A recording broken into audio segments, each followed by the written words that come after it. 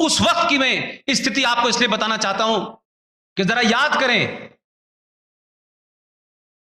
कि 2 दिसंबर 1989 को भारत में किसकी सरकार थी? महामहिम वीपी सिंह प्रधानमंत्री थे। भारत का पहला गृह मंत्री मुसलमान बना था, जिसका नाम था मुफ्ती मोहम्मद सईद। जम्मू कश्मीर का मुख्यमंत्री कौन था? यह मुनाफिक अब्दुल्ला।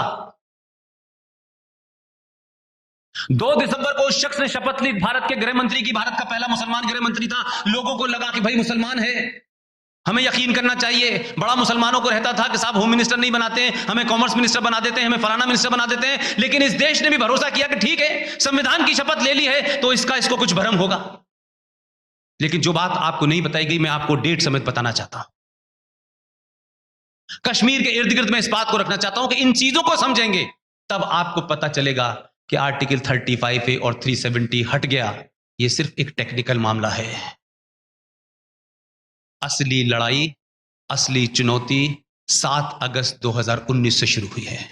जो आप पूरी दुनिया में प्रतिक्रिया देख रहे हैं, अपने देश में प्रतिक्रिया देख रहे हैं, इससे पता चलेगा कि वो तमाम सारे लोग संवैधानिक तौर पे constitutionally MLA, MPs, professor, reader, आतंकवादी, हुर्रियत, कितने कितने गहरे उनके तार हैं कि बांग्लादेश में 2.5 लाख लोगों की रैली निकल रही है कि आर्टिकल 370 क्यों हटाया गया है।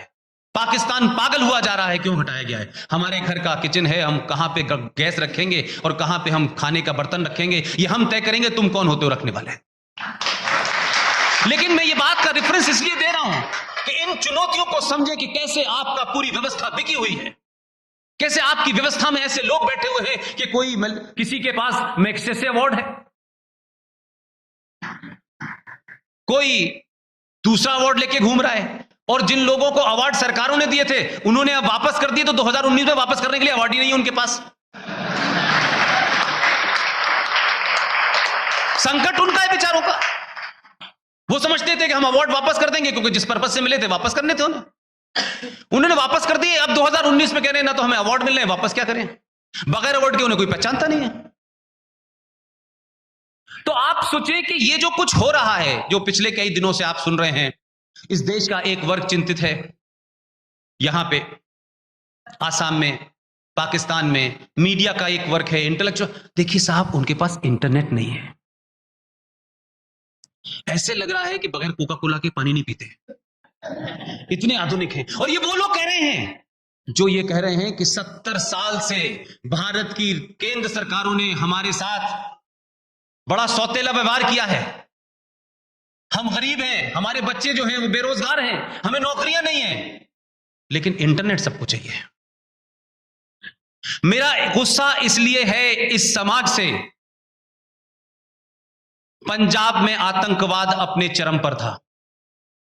केपीएस गिल ने कितने आतंकवादियों को मारा, उस मारने में बहुत सारे भोले लोग भी मारे गए। कभी पूछा आपने सुप्रीम कोर्ट ने कि इन लोगों की गोली कैसे लगी? सुप्रीम कोर्ट कोई सुओ मोटो पीआईएल लेके गया? उस वक्त के पूर्व मुख्यमंत्री और वर्तमान मुख्यमंत्रियों को 6-6 महीने तक कमरे में बंद करके रखा गया। उनसे तो लोग भी नहीं मिल सकते थे। और जो आज कश्मीर में हैं, उन्हें इंटरनेट चाहिए क्योंकि बात नहीं हो पा रही आका से, क्योंकि आका बेम इंटरनेट की भागे घूम रहे हैं आजकल। उनकी समझ नहीं आई जाका है। लेकिन दूसरी मक्कारी, 1990 में जो 5.5 लाख कश्मीरी हिंदू पंडितों को मार के, रेप करके, मर्डर करके भगाया गया, वो हिंदुस्तान में आपके हैदराबाद में भी हैं, मुंबई में भी हैं, देश के अलग अलग कोनों में हैं। दिल्ली के अंदर एक छोटे से कैंप में 8-8 लोग हैं, उसमें यंग लड़कियां भी हैं, बेटे भी हैं, बहू भी है। वो कब उनके घर में डेथ हो जाती है, कोई रोने वाला नहीं है। इतनी बड़ी तादाद में पूरी दुनिया में एक्सोडस कभी नहीं हुआ, इतना बड़ा जिनोसाइड नहीं हुआ। मैंने किसी हिंदुस्तान के आदमी को नहीं देखा कि कभी कोई ये कहे कि उनसे मिलने जाना है, कि उनकी ईद मनी है कि नहीं मनी है, उनकी दिवाली मनी है कि नहीं मनी है। कोई नहीं गया। लेकिन इस वक्त ईद मनवाने के लिए लोग बेताब हैं। अरे उनके तो 30 साल से कोई त्योहार ही नहीं मना। हर महीने उनके घर में कोई ना कोई गम हो जाता है, मौत हो जाती है। वो तो स्यापा करते करते आज इतने पुराने हो गए कि इस देश ने कभी उनकी चिंता नहीं की, और आपने चिंता नहीं की, लिहाजा उनको भी चिंता करने की जरूरत नहीं थी। तो जम्मू कश्मीर सरकार का कैरेक्टर और 2008 में बताता हूं मैं। लोग कहते हैं कि देखिए कश्मीर के मामले को आप हिंदू मुस्लिम मत कीजिए। मैं मानता हूं कि टेलीविजन डिबेट में भी अच्छे अच्छे कपड़े पहन के आना और झूठी बातें करना अच्छा लगता है, वो जरूरी है। वो मजबूरी है। जैसे ही कोई ऐसा मुझ जैसा पागल कोई नैरेटिव कहेगा, देखिए नहीं नहीं नहीं नहीं आप ये मत कहिए, ये मत कहिए। अरे यही है तो ये क्यों नहीं कह रहे यार? डॉक्टर को बीमारी सही बताओगे तो डॉक्टर इलाज करेगा यार। ये कौन सा फैशन है? ये कौन सी आधुनिकता है? ये कौन सी हाई मॉरल ग्राउंड है कि मेरे सर में दर्द है, मैं डॉक्टर से कह रहा हूं मेरे पैर में दर्द है? क्योंकि ये कह देने से कुछ लोगों को बुरा लगेगा। भाई बुरा लग जाए, डॉक्टर को बुरा नहीं लगा इस बार, क्योंकि डॉक्टर ने मरीज से नहीं पूछा तुम्हें क्या बीमारी थी। वो 1992 में गया था तिरंगा लेकर के, फहराने नहीं दिया उसको, उसी दिन से बीमारी का पता चल गया और 92 से लेकर के उसकी पढ़ाई करता रहा। 2019 में उस झंडे का ही चैप्टर क्लोज कर दिया।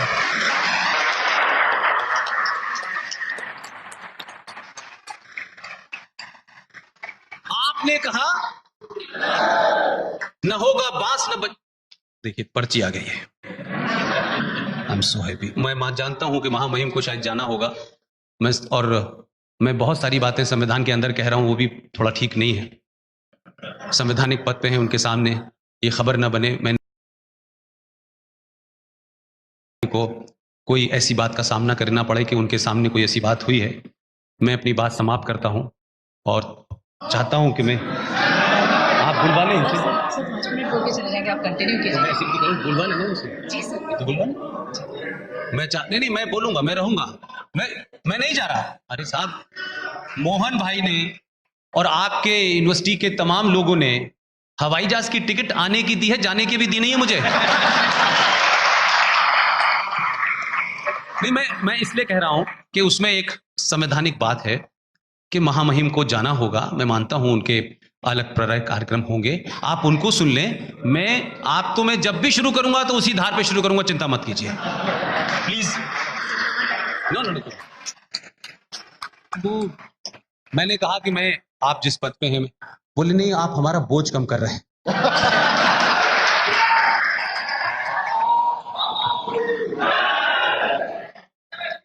मैं ये बात जो अपनी कह रहा था जिस रेफरेंस में, वो इसलिए कहना चाहता था मैं कि इस देश में कहीं घटना घटे, छोटी सी भी हो बड़ी सी भी हो, लेकिन ये समाज अभी भी अपने 5000 साल सनातन संस्कृति के आदर्शों से भागना नहीं चाहता, उनको अपने साथ रखना चाहता है। लेकिन इतना ही फर्क हुआ है कि अब उस 5000 साल पुरानी संस्कृति के कारण, जो हमारे पिताजी ने कहा था कि एक कोई गाल पे चांटा मारे तो दूसरा गाल आगे कर देना, इतना ही बदलाव हुआ है इस 70 साल में कि उसी राज्य से एक दूसरा शख्स 2014 में आया है।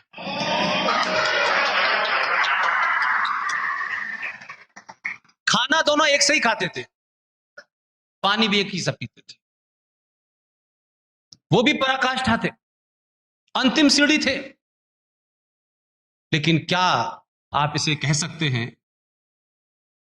कि जिस राज्य से वो आया है, उस राज्य में वहां के लोगों ने जो भी कुछ थोड़े बहुत उसके अंदर पिताजी के जरासीम थे, वो 15 साल में बाहर कर दिए और ऐसी उसको ट्रेनिंग दी है कि जो बात वो मजाक में कहता है वो सीरियस हो जाती है। दिल्ली में लोगों को आदत पड़ गई है सीरियस न लेने का, क्योंकि in non serious prime minister आते हैं हमारे यहां। तो जो बात मैंने आपसे कहा कि पार्लियामेंट के भाषण में जब उसने कही ये बात, तो भी लोगों ने नहीं समझी उसको 15 दिन में, क्योंकि उसका नेटवर्क बहुत स्ट्रांग है, क्योंकि उसके साथ में बकरियां नहीं चलती, उसके साथ में एक टीम चलती है जो प्रोफेशनल्स की टीम है, और देश भर में क्या प्रतिक्रिया हो रही है, किस विषय पे क्या है, ये उनके पास छन के पहुंच जाता है। तो आप सोचिए कि 1 महीने बाद उसने एक नई डिवाइस निकाली। उन्होंने कहा पार्लियामेंट का भाषण तो यार नहीं सुना लोगों ने, अब मैं दोबारा तो दे नहीं सकता। उसने कहा कि लाओ मैं अब रेडियो से मन की बात शुरू करता हूं। फिर उसने अपने पहले मन की बात में भी वही बात कही। उसके बाद मुझे लगा, मैं इस बात को 2 साल से लगातार कह रहा हूं कि समझ में आई कि नहीं आई अभी तक। लोग 5 अगस्त के बाद कह रहे हैं पूरी तरह समझ में आ गई है। तो कभी कभी होता यह है कि हम जब एड्रेस कर रहे होते हैं तो यह जरूरी होता है कि जो लोग सुनने वाले हैं वो किस बैकग्राउंड से बेचारे आए हैं, उनको क्या बताया गया है। तो सिर्फ मैं इस कमरे की बात नहीं कर रहा, इस देश में यही स्थिति है, उसमें उनकी गलती नहीं है बेचारों की। उसने अपने मन की बात में, गवर्नर साहब आपको भी याद होगा पहली मन की बात, मैं आपको याद दिला देता हूं। बहुत सारी मन की बातें की, उसके बाद रिकॉर्ड बन गया, लेकिन वही मन की बात की 3 लाइनें मुझे याद हैं और मैं बार बार उसको अपनी जबान में सिंप्लीफाई कर देता हूं, क्योंकि रेडियो में कम टाइम होता है ना, माइक पे नहीं होता। उसने एक बहुत छोटी सी कहानी सुनाई, 4 या 5 लाइनों की कहानी थी, और कहानी सिर्फ यह थी कि एक शेर और शेरनी अपने 4 बच्चों के साथ जंगल में जा रहे थे, और शेर और शेरनी की जो प्रवृत्ति होती है, जो उनका जो मिजाज होता है,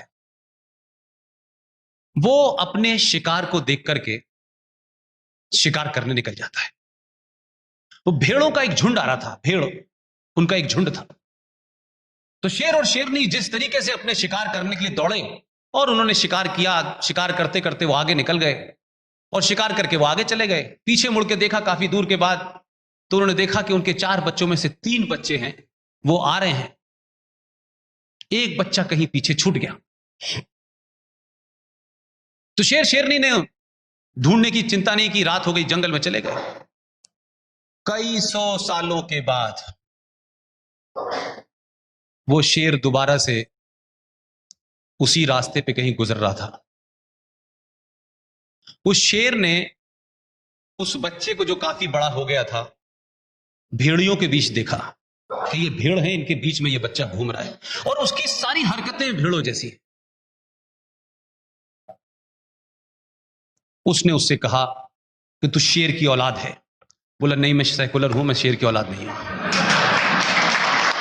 बहुत समझाया उसने, बार बार समझाया कि तू देख मेरी औलाद है, तू मेरी। ओ क्या बात है, वो फौरन बताने लगा, संविधान में ये लिखा हुआ है, आर्टिकल में ये लिखा हुआ है, और सेकुलरिज्म का मतलब ये है, और सबको भाई ये भाई, और जिन्हें क्या क्या बेचारा समझाने लगा। वो बड़ा परेशान हो गया। आखिर में उसने एक काम किया, शेर के अपने बच्चे को बोला कि मेरे साथ चल। बड़ा अनकंफर्टेबल, जैसे हम लोग सेकुलरिज्म से निकल के जब इधर आए तो बड़े अनकंफर्टेबल थे, और एक कुएं के अंदर उसने कहा देखो तुम्हारी शक्ल और मेरी शक्ल एक है।